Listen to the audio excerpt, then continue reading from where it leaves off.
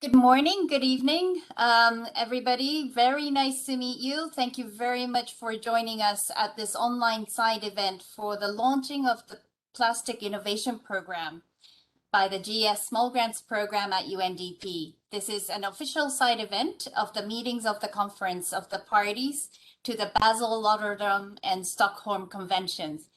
And my name is Yoko Watanabe. I'm the Global Manager of the GEF Small Grants Program. It's a real pleasure to meet everybody today at the side event. The objective of today's side event are to launch the SGP Plastic Innovation Program for the first time and facilitate learning and sharing among countries about how to address plastic pollutions.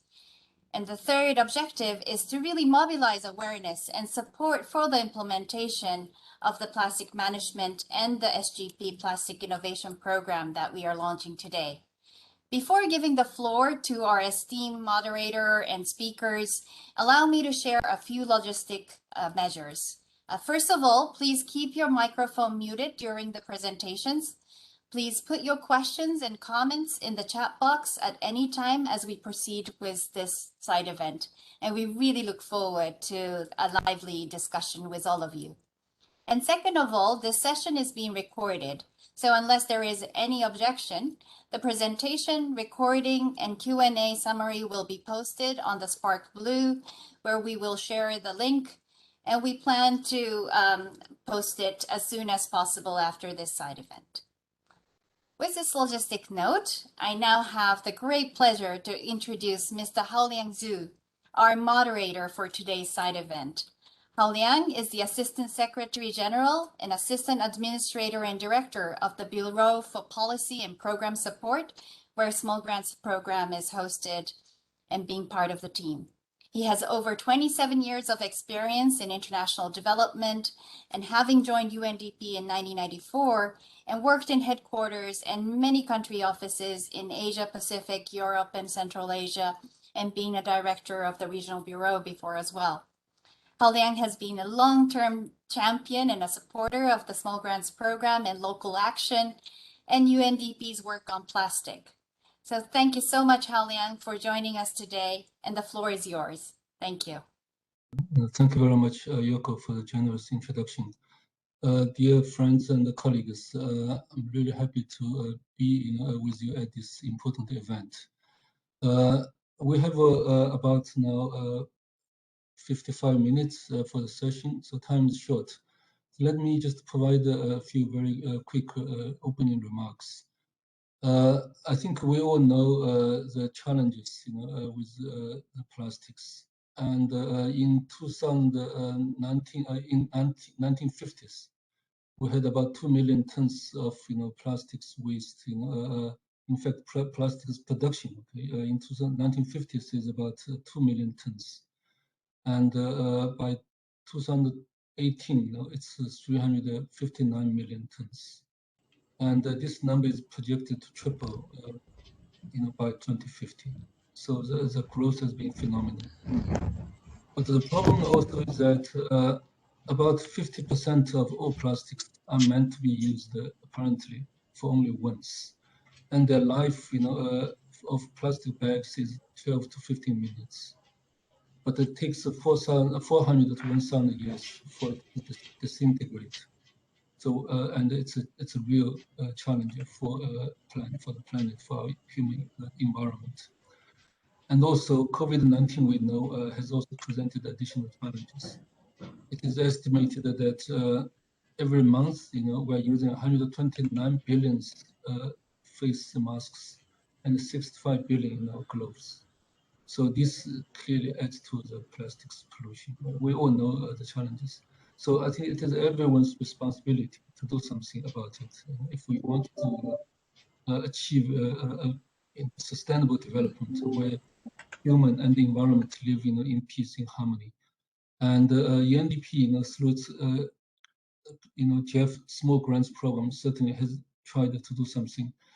And in Rwanda, we worked with government to implement a plastics ban. It has become one of the really best practices, since 2008. In Armenia, we're working with communities, right, to support a project to introduce barcoded the shopping bags with bonus points to encourage reuse and so forth. And in fact, we published these practices, good examples, in a publication called SGP, publication on plastics and the circular economy community solutions. So we have tried to do something, but the challenge is scaling, right? We have to scale up to achieve the impact. And so I'm very happy to announce, as Yoko already mentioned, that we are launching the SGP Plastics Innovation Program today to inspire more innovation and scale up in local action solutions. And it is our really common duty and common mission. So so with this short introductions, I want to start the meeting very quickly. First, by requesting Maria Christina, who is a senior policy and strategy advisor at BIS Convention Secretariat, to say a few opening remarks. Over to you, Maria Christina. Thank you very much, Harlan. And I do apologize on behalf of our Executive Secretary, Mr. Rolf Payet, who's unable to come and join you right now because he has been caught up in another meeting with the budget group. So I do apologize. However, I will read his remarks on his behalf. Thank you very much. Distinguished panelists and participants, 79%. This is the percentage of discarded plastics that has been disposed in landfills or released to the environment. In addition to this alarming statistic, we know that flame retardants listed as POPs under the Stockholm Convention may also be present in these plastics, either because they were incorporated to the polymer as an additive to improve its performance, or because plastics can absorb and contribute to disseminate POPs, such as PCBs, DDT, and dioxins. Contamination by POPs not only aggravates the human health and the environmental impacts of plastic pollution, but also creates serious complications to the establishment of a circular economy of plastics. For all these reasons, it is not surprising that the battle against plastic pollution has been at the heart of the work of the Basel and Stockholm Conventions. The Basel Convention is the most comprehensive global environmental treaty on hazardous and other waste, and it is today the only legally binding agreement that addresses plastic waste. The provisions of the Convention center around the following principal objectives: the reduction of hazardous waste generation and the promotion of environmentally sound management of hazardous waste, the restriction of transboundary movement of hazardous waste except where it is perceived to be in accordance with the principles of environmentally sound management, and finally, a regulatory system to be applied to cases where transboundary movements are permissible. Furthermore, the Basel Convention has been amended recently to enhance the control of the transboundary movements of plastics waste and clarify the scope of the Convention as it applies to such waste.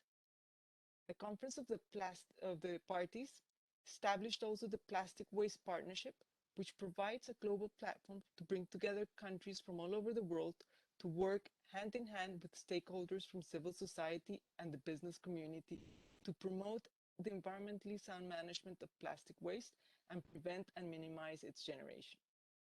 The Plastic Waste Partnership has also recently approved 23 pilot projects to be implemented in 22 countries in Asia Pacific, Africa, and Latin America and the Caribbean to support the objectives of the partnership.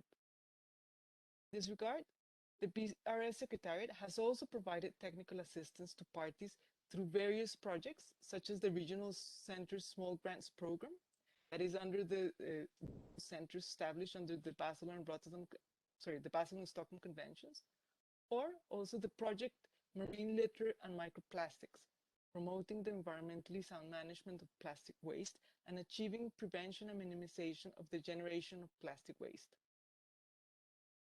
This is just to name a few. I do take the opportunity to thank governments of Norway, France, Germany, Sweden, and Switzerland who have funded this work. The Secretariat is also developing new technical guidelines or guidance to support parties on the development of plastic waste inventory, and is updating its existing guidance to identify, manage, and dispose of plastic waste in an environmentally sound manner. On the other hand, the Stockholm Convention has prohibited or restricted the production and use of POPs that may be incorporated. Maria, yes. I'm sorry to interrupt, but participants are having trouble hearing you. Could you increase the volume of your microphone or speak louder, please? Sorry to interrupt. Bye-bye. Is this better? I think it's better. I have no problem hearing you, but some of the participants are saying that your voice is quite faint. Okay, I hope that this works better. Yeah, okay, great. Thank you. Bye-bye.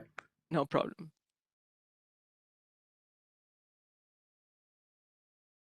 This work that is currently being carried out under the Stockholm Convention will facilitate the environmentally sound management of plastic waste and provide more opportunities to address the problem at different stages of the life cycle of plastics.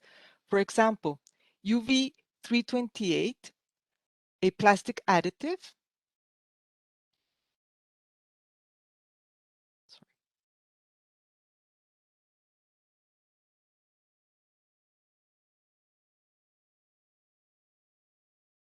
apologies for that.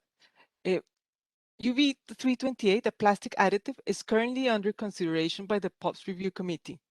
This chemical is used worldwide in high volumes, tens of thousands of tons in different applications, including plastic, and according to the POPs Review Committee, it presents all the adverse characteristics of a persistent organic pollutant. It is thus expected that a future meeting of the Conference of the Parties to the Stockholm Convention will be considering listing this chemical for its elimination. The GEF and the Small Grants Program have been key partners in this work. The Small Grants Program has supported the implementation of the Basel and Stockholm Conventions by funding community-based projects focused on solid waste management to avoid open burning of waste, pesticide management in agriculture and in organic farming, and the reduction of chemicals usage and contamination in small-scale businesses.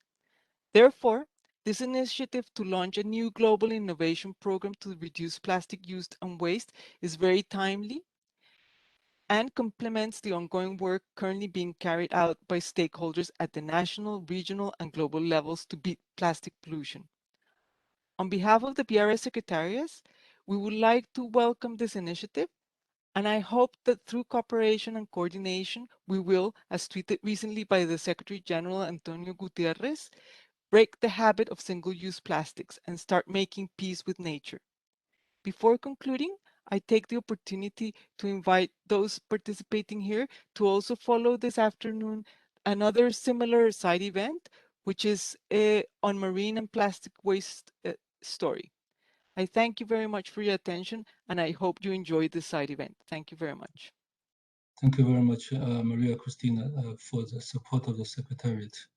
Now, let me give the floor to Mr. Let me just make sure I get this. Yeah, so let me give the floor to Mr. Anil Sukadeo, who is the coordinator of chemicals and waste from the GEF Secretariat. As we know, the GEF Small Grants Program has benefited from the resources provided by the GEF Secretariat. And the implementation of Stockholm Convention is also underpinned by the GEF resources. So Anil, the floor is yours. Thank you, Mr. Zhu. Good day, colleagues, from wherever you're joining. It's about a little after 8 in the morning here in Washington, D.C., where I'm located. First, I'd like to thank the organizers of the event for the invitation to provide some opening remarks. It was said earlier already, we all know the statistics about plastics. I won't repeat them here. Instead, I would ask the question to all of us, why aren't we stopping its use more quickly? I believe it comes down to personal responsibility for our own buying choices, but also having available alternatives that are affordable. Some of us have the luxury of being able to live a largely plastics-free lifestyle, but that is quite expensive to do. We need locally appropriate and sourced alternative materials and practices. I remember the days of going to the green market in my home country of Trinidad and Tobago with my mom and taking a basket to put vegetables into. There were no plastics involved, as those baskets were woven from some natural fiber, and in some instances upcycled materials from bags that contain animal feed such as corn and the like. I never drank from a plastic bottle until well into my adulthood, because at school and at home we had water fountains. We can drink from the pipe. If you went on a hike, you had those little round metal canteens you'd take with you, so you'd have water with you. So we have forgotten that we used to have less plastics around, and we need to go back to that. I'm usually quite forward-thinking and forward-looking, but in this case, I think going backwards is probably better. At GEF, we have over the years worked on plastics in various sectors. We may not have called it work on plastics, but we have worked on significant investments in this area, including on e-waste management, and plastics, particularly in those which contain hazardous materials, including persistent organic pollutants, diversion of plastics from landfills to prevent open burning, for example, which also leads to the emissions of unintentionally produced POPs. We've worked on more recently in this period in GEF 7 on looking at circular economy approaches to manage and deal with plastics. Also in this period in GEF 7 and GEF Islands program, which stands for Implementing Sustainable Low and Non-Chemical Development in SIDS, which is a $73 million investment. We're working in 33 small island developing states. Among other things within this program, we have activities to support all countries to implement and enforce single-use plastic bans, manage plastic waste that are present in the environment in these countries to prevent emissions of POPs, and to set up reverse supply chains for plastics that are needed in products that are required for economic development, such as electronics, cars, and the like. So that at the end of the life of these products, they can be removed and returned to their source for responsible and environmentally sound disposal and recycling. We do have a plastics problem, but the solution, in my view, is simple, and it has been in front of us this whole time. We need to end plastics use, not plastic waste or plastic pollution. While we end the use of unnecessary plastics, we must, of course, deal with existing plastic waste and ensure we have affordable options for replacements when needed, but also better investments in clean water and water distribution, better food distribution that does not rely on plastics, and only when needed, a closed-loop system for plastic use. Many of the solutions are in communities, such as farm to table, source local, use waste materials to create new ones, access to clean drinking water, and the like. The SGP, which operates at the community level, is ideally suited to start making a difference in how we choose materials and use these materials. And so I applaud this effort today of the Plastics Innovation Program of the SGP.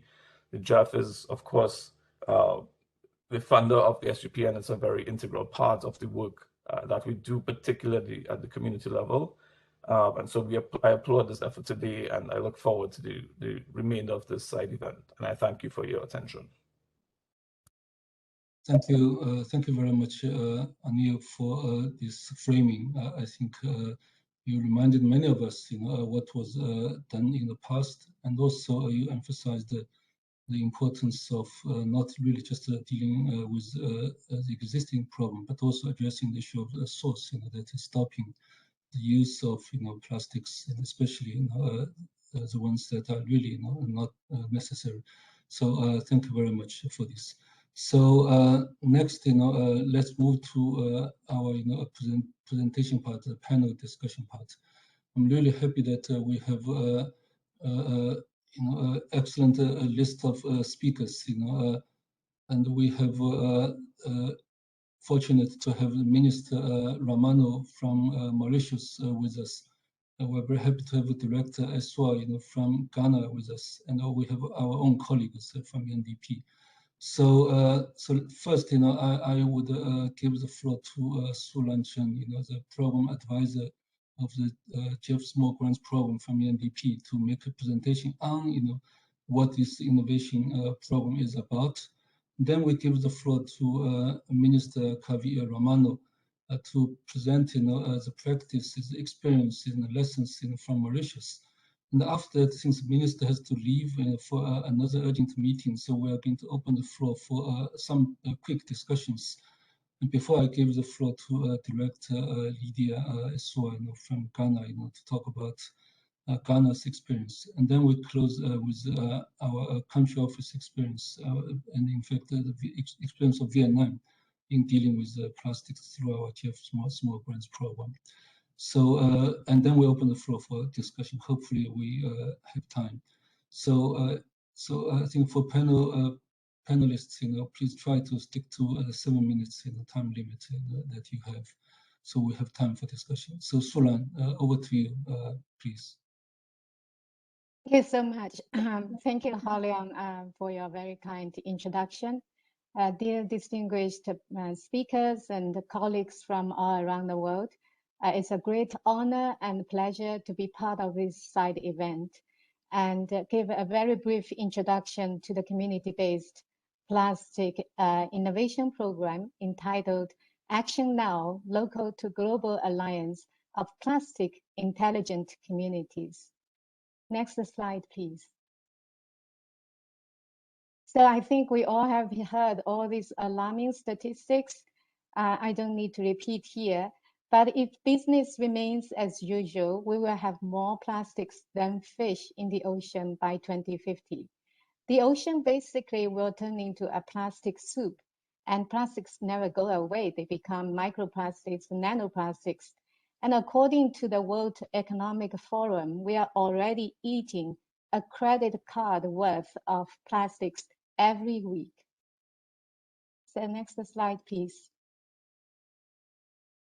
So recognizing the urgency and the scale of this problem, UNDP since last May established a task force that I had the honor to lead to develop the first integrated plastics offer with triple 100 targets. By 2030, UNDP will work with partners and all key stakeholders to support 100 countries in improving plastics regulations and policies, support 100 cities and islands with effective plastic waste management plans and use reduction strategies, and 100 million people to shift their behaviors and change their habits. So as part of UNDP's plastics offer, we are proud to use the flexibility of GEF small grants funding enabled by the generosity of the Global Environment Facility to set a special funding window for the community-based plastic innovation program, preparing good practices for scaling up by UNDP's larger interventions under the plastics offer. Next slide, please. So what is GEF Small Grants Program? And the Small Grants Program is financed by the Global Environment Facility and implemented by UNDP. It is active in 127 countries with more than 26,000 projects totaling $600 million since 1992. SGP provides up to $50,000 to civil society organizations and NGOs. The one unique feature of Small Grants Program is that the project review, selection, oversight are undertaken by the National Steering Committee composed of governments, academia, CSOs, and the private sectors. This decentralized decision-making removes language barriers, ensures national ownership, and fosters sustainability and scaling up at the national level. And such institutional arrangements and multi-stakeholder engagement at the national level enable the program to reach to the poor and vulnerable communities that otherwise cannot be possible. And recently, there's a lot of discussion about decolonizing development aid. And I believe SGP offers a perfect model for empowering national and local stakeholders. Next slide, please. So this community-based plastic innovation program aims to reduce plastic use and waste, boost innovation for sustainable product design and ecological alternatives, support circular solutions, and improve waste management. The SGP will initially invest $5.2 million in 68 countries, supporting 200 plastic intelligent communities. And we hope to connect and inspire these communities, establish a global network of local innovative practices to create a local to global movement towards a zero plastic waste future. The program will prioritize the support to urban poor, in particular, informal waste pickers, often women, youth, and the people with disabilities, the poorest of the poor, and those at the highest risk of being left behind. Next slide, please. And our methodology is quite simple and straightforward. Like Anil said, we actually know the solutions, and sometimes, you know, it's also means that we are going back and going back to some of the traditional knowledge, and empower local communities to keep trying and learning. And also, according to a GEF evaluation study, the complexity of a project design is actually in reverse relationship to results and impact on the ground. Because of the capacity and the knowledge of local communities, we need to identify and promote simple, easy local solutions. So through the decentralized decision-making and venture capital-like investment, we believe in the power of people, local people, communities, in coming up with their customized solutions that are fit for local conditions. We will pilot innovative demonstrations in product design, alternatives, behavior shift, policies, processes, and connect these communities, national governments, business, and stakeholders for learning and inspiring them for scaling up towards a paradigm shift to a zero plastic future. Next slide, please. So just a very simple solution, but it has created a national movement in a least developed country, Burundi. In Burundi, SGP supported a local women's association to replace seedlings transport bags with banana bark, a tropical indigenous material. It doesn't sound fancy, but the results have been amazing because we were able to employ women and men and people with disabilities to find alternatives to the non-essential single-use plastics, actually to go back to their local materials, their traditional way of doing business. As a result, more than 3 million plastic bags have been avoided. Furthermore, it created a nationwide awareness and consciousness and inspired the national plastic ban policy in the country that is entering into force in 2020. And for more examples and practices, we have a publication launched by UNDP and GEF in the last BIS COP by Rolf, the executive secretary, with the GEF secretariat and UNDP in the last meeting. Next slide, please. So with the launching of this innovation program, we hope to report back in the next COP meeting in 2 years on more of these community innovations and creative solutions, and look forward to working with you all to turn the plastics tide. Thank you everyone for your attention and your continuous support to UNDP and the Small Grants Program. Haliang, I hope I have managed my presentation with the assigned time. Over to you. Thank you very much, Sulan, for laying out UNDP's ambition for its plastics program, but also the details of the innovation program for the GEF Small Grants Program. So thank you very much. I think the example from Burundi is truly inspiring. It's really excellent example for what community actions can do, not only as to set the example, but also to achieve scale. So I really appreciate that. Thank you very much.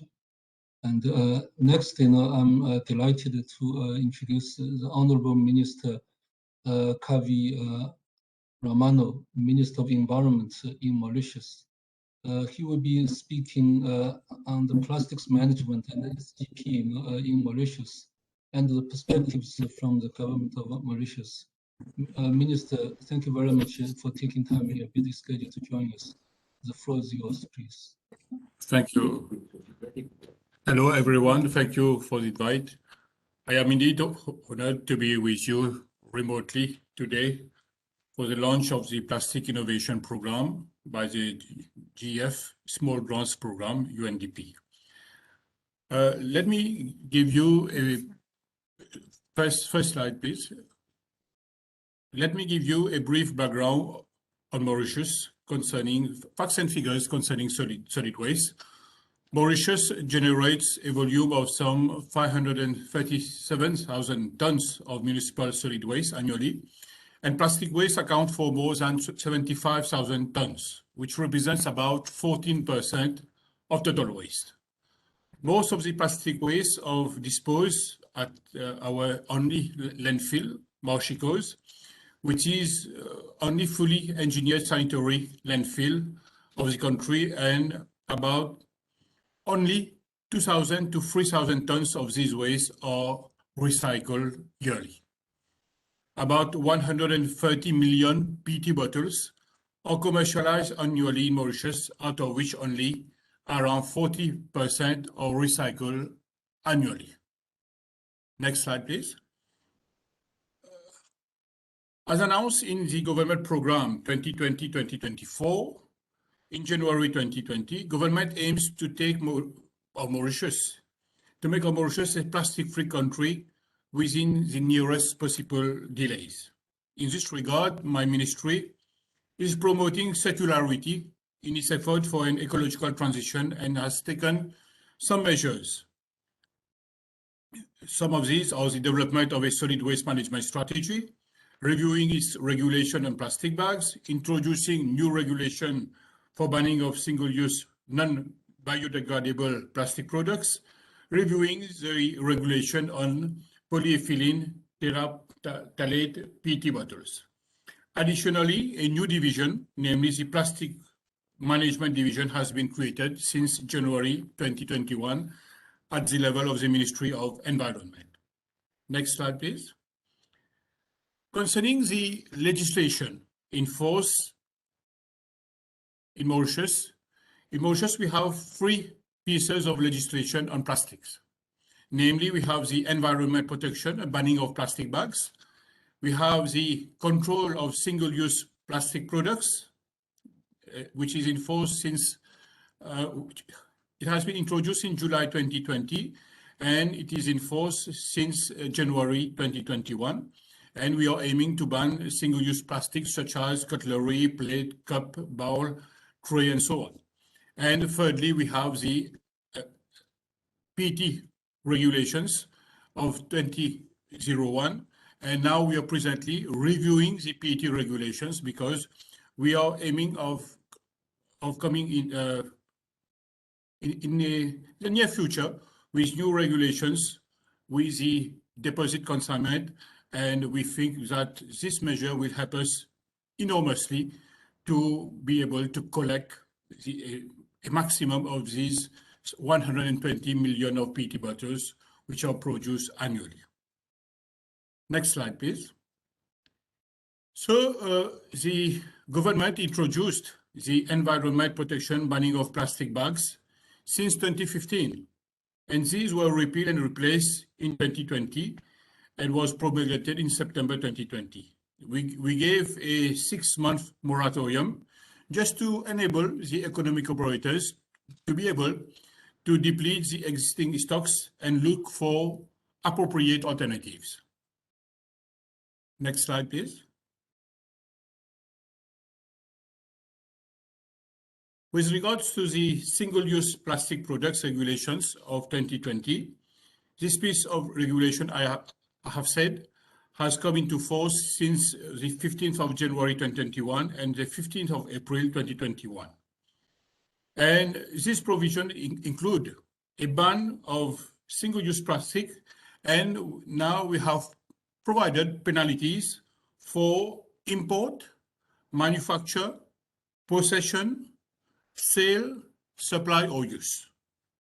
Here also we have different fines which have been imposed for these different offenses. And also to allow manufacturers and importers to look for appropriate alternatives, we have given a moratorium up to January 2022, namely for products for packaging of certain specific food items in cups, bowls, and trays. Next slide, please. Concerning the PET bottles regulations, to target a specific set of PET bottles, the Environment Protection PET bottles regulations, we are aiming to manage the used PET bottles generated by the local beverages industries. Moreover, some fiscal measures have been taken, such as an incentive scheme of 15 rupees per kilo to boost recycling and an excise duty of 2 rupees to discourage the use of PET bottles. Despite all these measures taken up to now, it's a matter of regret to say that we are collecting only 40% of the 120 million of PET bottles produced annually. So we are aiming with some new regulations to be able to collect at least 80%. And we are coming forward with a deposit refund scheme just to encourage Mauritian customers to collect and to return these PET bottles. Next slide, please. Let's talk about some key challenges which the plastic industry are facing in Mauritius. The numerous initiatives taken through policy and regulatory measures towards the reduction, elimination, avoidance of plastic met with a number of challenges, and plastic pollution is still a complex task given the extent to which plastic has infiltrated our lives. First, we have the resistance to change by the industry itself, claiming their concerns regarding the huge investment for equipment to shift towards biodegradable, eco-friendly alternatives. Secondly, through alternatives, we have alternatives on the market, but many people are finding that these alternatives are more expensive and they prefer to stick to their old ways and resist to change for the better. During enforcement operations, it has also been observed that general public is often misled by fake biodegradable plastic bags purchased from dishonest manufacturers, and there is some abusive use of a few exempted plastic products. Fourthly, we have the issue of economies of scale, which is a big challenge for the country. It is to be noted that Mauritius is extremely dependent on the external market for PET recycling due to economies of scale. We have about 3,000 to 4,000 tons generated locally, coupled with the zero plastic strategy, which is not encouraging for the setting up of a plastic recycling industry in Mauritius. So the country is also faced with inadequate technical and research capacity. The analysis of plastics remains a challenge with the numerous plastic polymers available on the market. So furthermore, microplastic and nanoplastic remains a domain which has been poorly studied in Mauritius due to inadequate research capacity. Next slide, please. We are looking also for some complementary measures. Let me mention some of these. We have, for example, sensitization, including public awareness, raising materials such as radio, TV programs, clips, LED scroll messages in buses, billboards, and so on. We have ongoing cleanup campaigns to discourage the abusive single use of plastics, ensure proper disposal of plastic waste. We have also promotion of alternatives to plastics, such as jute bags, cloth bags, plant-based containers, long-lasting bottles, and wooden cutlery. Next slide, please. Also, we are encouraging circularity through installation of eco-bins at strategic places, the construction of operation of civic amenity centers, commonly known as déchetteries in French, and the setting up of sorting units to facilitate the separation of paper, plastics, metals, and glass. Next slide, please. Now we are having some photos of events held in relation to sensitization and cleanup campaigns on plastic. Next slide. Here are also some alternatives to plastic which are available on the Mauritian local market. Next slide, please. Mauritius is very thankful to the United Nations Development Programme, UNDP, Global Environment Facility Small Grants Programme, for the continued support to NGOs, especially in the battle against plastic pollution. As you may be aware, UNDP SGP is supporting about 10 non-governmental organizations involved in sustainable development projects in Mauritius and Rodrigues, with financial support to the tune of some 25 million rupees. Since inception, SGP Mauritius has supported some 7 projects for plastic waste management and single-use plastic alternatives, with a number of co-benefits to stakeholders and while empowering communities and promoting biodiversity. These projects encourage the use of pandanus leaves for weaving of bags and palm leaves for tableware, installation of collection points, waste disposal bins, and management of pesticide containers, among others. Next slide, please. Some words concerning the Stockholm Convention on Persistent Organic Pollutants, POPs, and plastics. A great deal of interest has been generated by the recognition that microplastics are widespread in the marine environment and that they may act as vectors for the transfer of chemical contaminants such as POPs, for example, PCBs, DDT, through the food chain. Mauritius supports the ongoing work on the POPs Review Committee on potential POPs in plastics and the possible future listing of UV 328 used as additive in plastics as a persistent organic chemical. Next slide, please. What's the way forward for Mauritius? In terms of the country's future plans regarding plastic management, my ministry is going forward with the following measures. The management of the post-consumer PET bottles, the establishment of a producer responsibility organization for management of beverage post-consumer PET bottles, introduction of a deposit refund mechanism for PET bottles to be operated by a producer responsibility organization, banning the use of non-biodegradable plastic wrapping of bottle packs and can packs. And as a roadmap, the ministry is working to develop a national roadmap to operationalize the plastic-free policy by 2030. The roadmap to be developed will identify additional plastic products items requiring bans, plastic products with potential for reduce, recycling, gaps, challenges, and opportunities for the recycling industry, along with the required legislative amendments. Concerning research and development, my ministry will work together with the Mauritius and Research Innovation Council, and 2 million rupees will be provided as seed money to cater for short, medium, and long-term research on plastic. Research will be carried out by academic institutions NGOs in collaboration with private sectors. The projects will be geared towards research on alternatives to plastics and on the impacts of microplastic on the marine environment.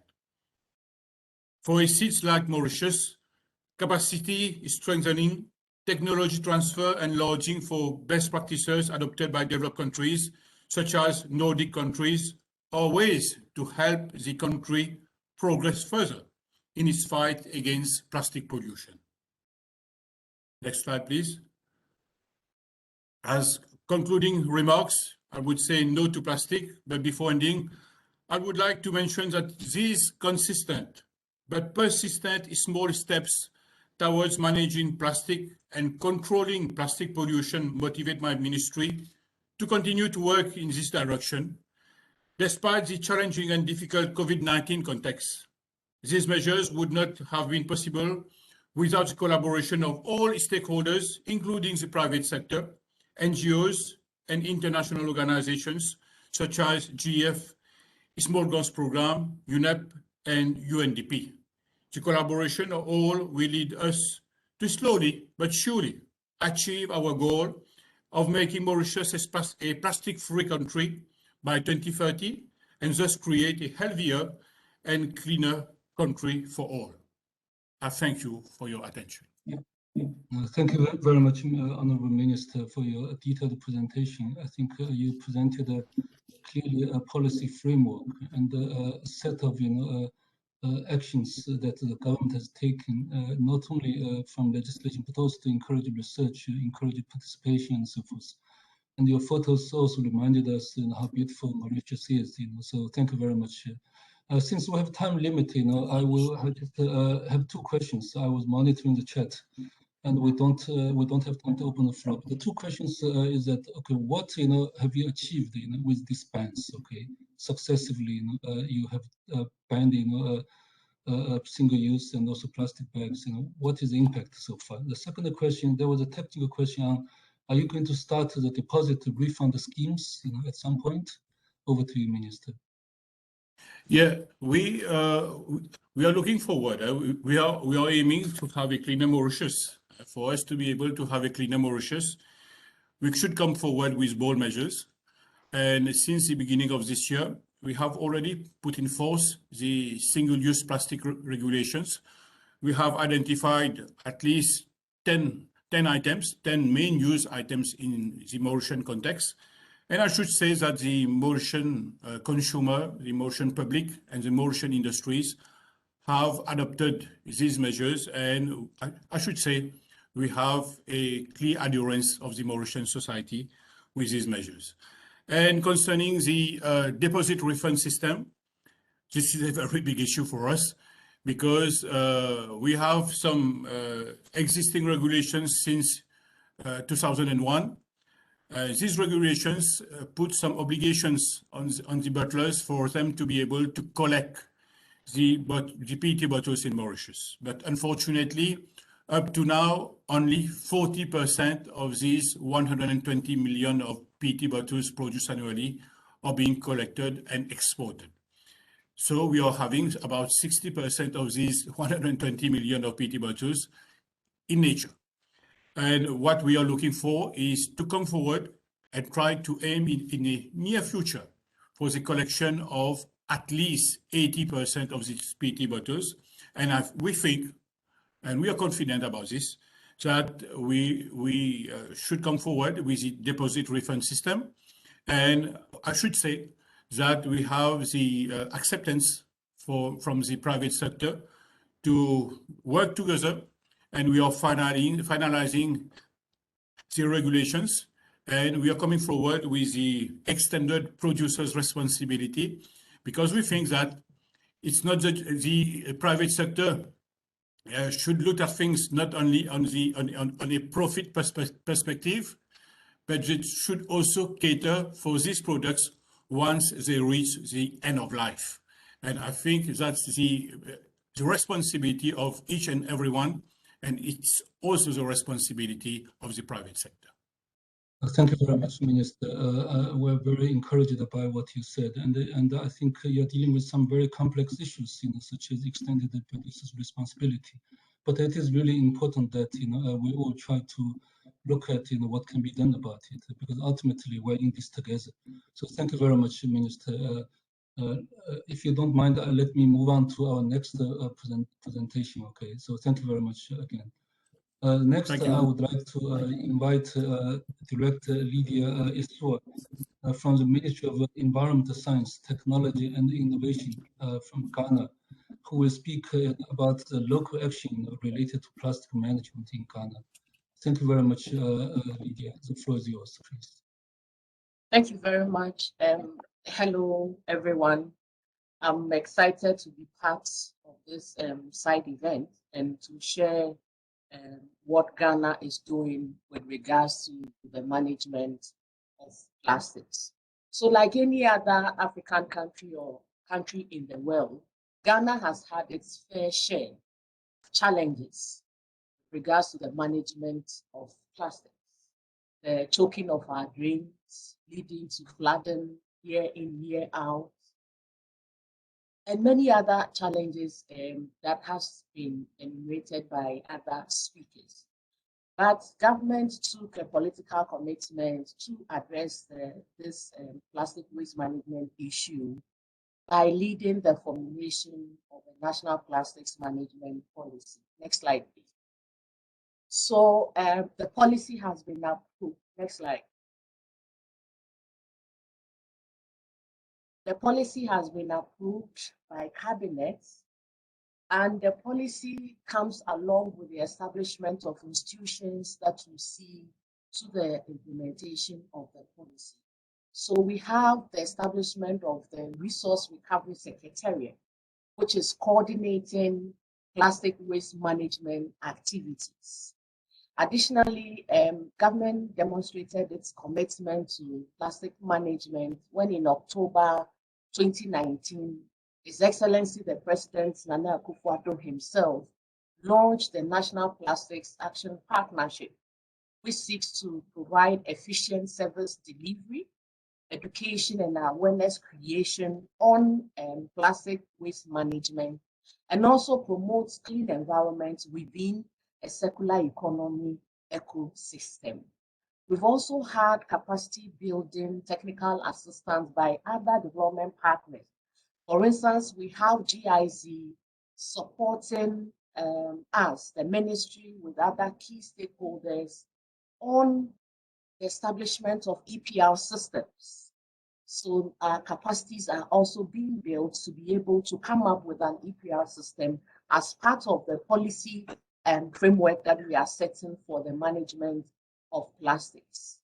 Again, we have the GEF project, which is currently under preparation, establishing a circular economy framework for the plastic sector in Ghana. And this project seeks to pilot some of the innovative ideas that have come up on the ground as to the management of plastic waste, to further upscale it and get private sector operators to move into implementing those activities. A number of baseline studies have also been conducted to gather information on exactly how the plastic situation is in Ghana to be able to make informed decisions. We've also had national stakeholder consultations, which has been facilitated by UNDP using the Waste Recovery Platform, and also by the NPAP, the National Plastics Action Partnership Platform, where we have government, private sector, CSO, NGOs, informal sector representations coming on board to have deliberations on how to manage plastics. So that is it for the policy end and what has been put in place. With regards to actual hands-on implementation of sub-projects, we have the GEF small grants, and examples are the use of plastics in waste management. I'm sorry, next slide.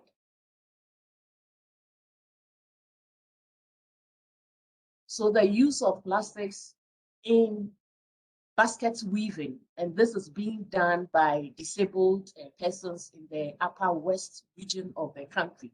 which is in the northern sector of the country. We also had support for using plastics as a base material to manufacture furniture. Again, the group working on this is also in the northern part of the country. Then there was also support from GEF small grants in the pyrolysis of plastic waste into diesel and grease at Nkwanta in the Savannah region of the country, also in the northern sector. Some support that UNDP has also provided is in the area of support in using plastic in the construction of pavement blocks.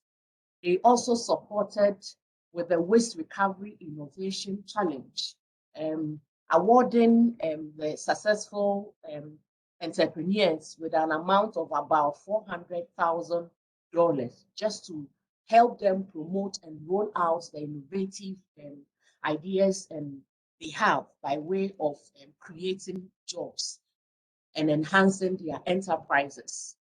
The other key thing that UNDP has, next slide please, helped Ghana to do is the flagship program of what we call the Waste Recovery Platform. And the platform seeks to connect key stakeholders in the waste management sector and also promote waste recovery, as well as help find sustainable solutions for waste management. Some of the key achievements that we've had as a result of the waste recovery platform is the fact that it has created a physical convening mechanism where, again, you have all active stakeholders, government, private sector, CSO, NGOs, informal sector, coming to meet to discuss about issues relating to plastics management. There's also the digital platform, which provides real-time information and data on waste management and also facilitates material exchange between companies that are using plastics as raw material for other primary products that they are coming up with. There's also the promoter of innovation. I mentioned the Innovation Challenge, right, which is also helping entrepreneurs to bring out the ideas, innovative ideas that they have out there so that we are able to project it for other people to provide financial support to roll it out better and bigger. Then also we have the communication dimension that the waste recovery platform that was facilitated by UNDP bringing up by way of enhancing or promoting behavioral change. A number of documentaries are shared on the national television, social media handles, just also to be able to promote behavioral change and also create awareness creation and behavioral change. Next slide, please. The other things that UNDP has helped the country to do is the Ghana Plastic Waste Fair. And this was held this month, July, where we had innovators, coming to showcase the conversion of plastic waste into new products. And we had over 40 innovators, right, coming to exhibit all the innovations, the ideas that they had, and been able to translate plastics into usable products that people can use. So examples are the pavement blocks.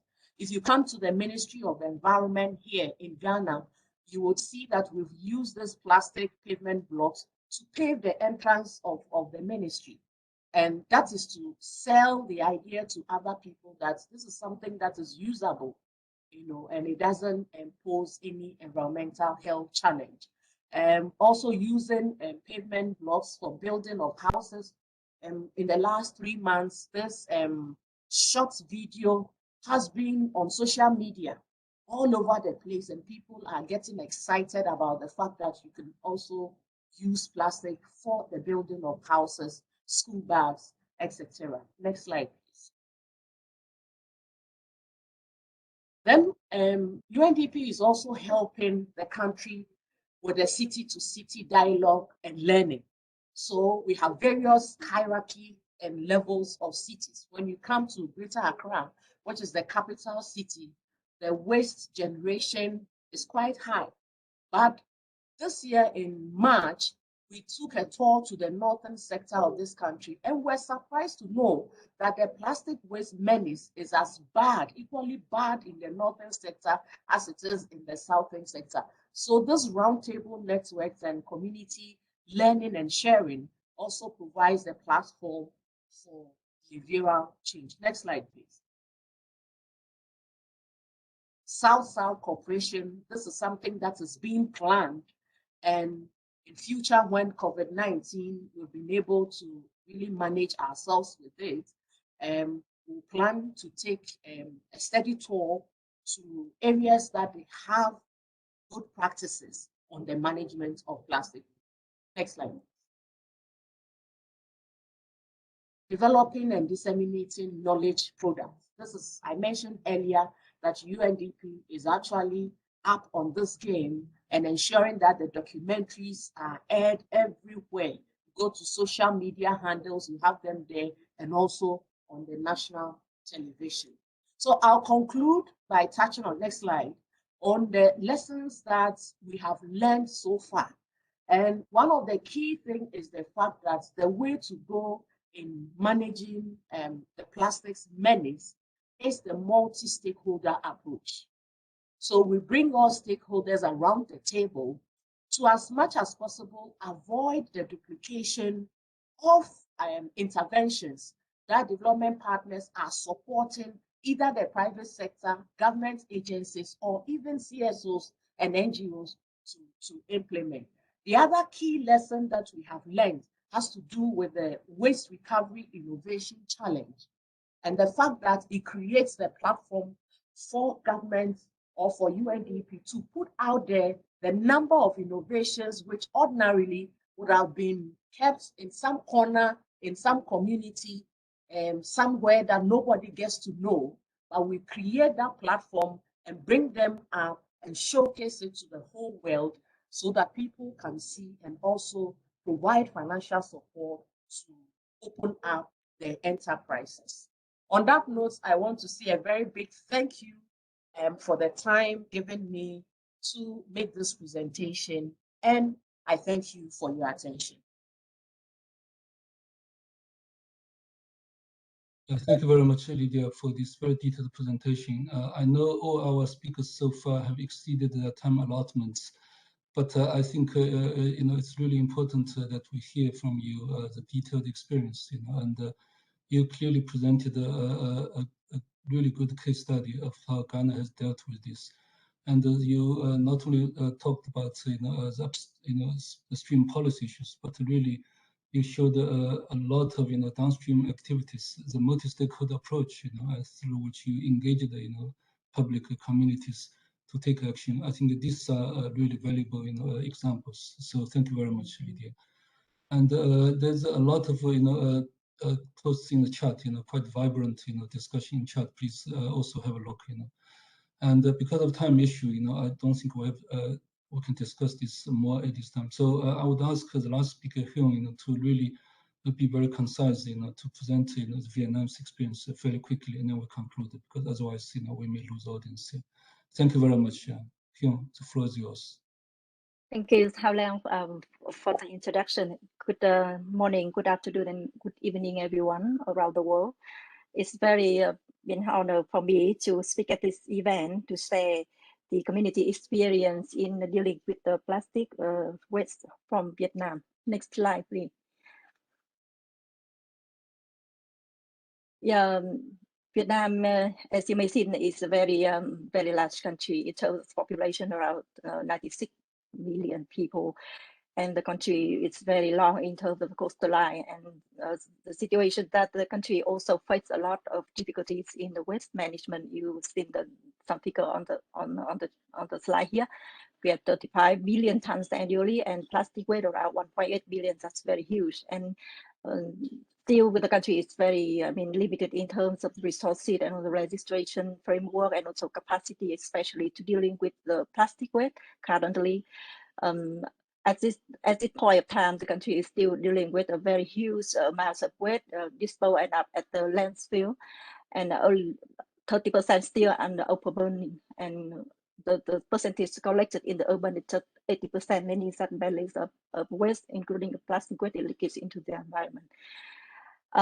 So from the map here, you can see that we from the small grant program, we are very happy to support the country with around eight ongoing projects related to plastic waste.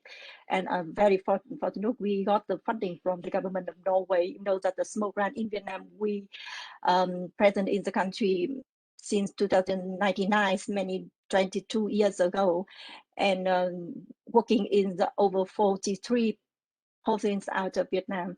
So by having a very successfully demonstration in Hoi An 11 years ago, next slide please, we could have a very generous support from the government of Norway to the idea that we implemented since that time.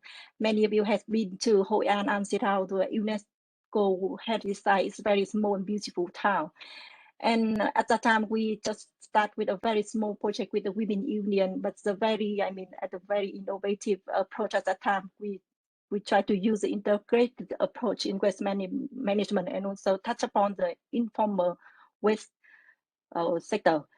The municipal has very well mobilized the whole society, with women unions and many other agency, community and private sector to work with us. But the most notable things from this project is 100 of women waste speakers has been ever first engaged in this project, from segregation, from the capacity building, and very luckily later they can be a kind of environment communicator. I myself, when I rejoined the small grant program in 2014, when we met with these women, I feel so moved, you see, because when they speak that, now they do not feel like left behind, they do not feel not good about their work, and they feel so proud. I think that's a very deep moment for me. And you know that from our project at that time, these women waste workers, they can form the network under the Women Union of Hoi An. And because of this very successful demonstration, the government of Norway has supported UNDP more than $1 million project to support to replication to other 5 cities, and in which the Halabai is the one we work with in early 2020. Next slide, please. Just before we continue, I just have to say that we have to close this platform in 5 minutes. So I apologize, but we're running out of time. Just to let you know in advance. Bye-bye. Yeah, thank you. I will be very quick. So because of this funding, and together with GEF funding, we have around 8 ongoing projects. And you know, we still apply the very good approach. We try to engage the various stakeholders in, and especially working with the informal waste worker. The very important here is that the government is very trust in SGP. They provide a very good cash flow financing. They channel the money to our grantee partners, even 1.1. And I think with multi also action in the same side, we try to promote with many other marine conservation activity together with plastic waste intervention, so that the government is very trust to our program, and they want to contribute more. Next slide, please. Yeah, partnership. I should also mention here that internally we work with also Accelerate, many other NAPA, and also the private sector to test also the non-recycled waste using in the cement kiln, and also other partners in a series of capacity building. Next slide, please.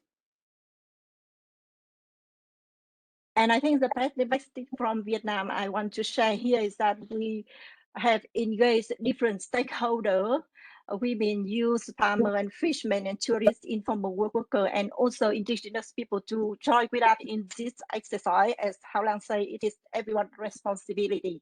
And we are also lucky to engage some private sector in Binh Thuan. We got about 200 hotel, resorts, and restaurants to join with us in the cleaning up, which many other activities in Mũi Né frontier. And especially that we don't want to leave any behind. So informal waste worker, first time ever in Vietnam, they join with us in a very concrete activity. They benefit from our program. They feel that they're not behind. and various demonstrations on the ground at different geographical area, coastal area, island, urban, upstream river. And also we talk a lot with many other sectors, tourism, fishing, and education. And meaning that with the mainstreaming with the government program, and also get the resources mobilization from them, and also align with UNDP project as we benefited from this large project and coordination with ethnic partner. Very lucky that during the very second phase of this Norwegian funding program, among 3 out of 5 cities will be engaged in the next phase with 800 women waste workers will have a chance to work in the material recycling facility. Thank you for your attention. Yeah, thank you very much, Pam, for this Vietnam experience. Thank you. And because of time issue, I will not say anything to conclude. I just want to thank everyone for participating, those who have stayed with this event consistently. And Yoko, over to you. 1 minute summary, please. Thank you so much, Hao Liang, and thank you very much, everybody, for joining today. This has been an extremely rich discussion and esteemed speakers and very excellent moderation by Hao Liang. Thank you so much. We have heard great local innovation stemming from local cultures and innovation. We heard also from all sectors, including government, and then the importance of working as a team, government, private sector, local communities. And it is our hope that the launch of the SGP Innovation Program today would be sort of creating a ripple effect and make the necessary wave with partners to achieve this ambitious goal to turn off the tap and reduce pollutions at the source, which we all acquire and ambition to move forward. So with that, thank you very much, everybody. And we really look forward to working on this innovation program moving forward. Thank you again for everybody. And the articles that we launched today on the dragons, jewels from Vietnam, as well as this recording will be posted on our website as well as on the BRS COP. So thank you very much and have a great rest of the day and evening. Feel free to turn on your camera and say goodbye. And thank you, everybody, for this wonderful side event. Thank you. Thank you, Thank you. Thank you, Hao Liang. Thank you very much. Thank you. Really appreciate it. Bye.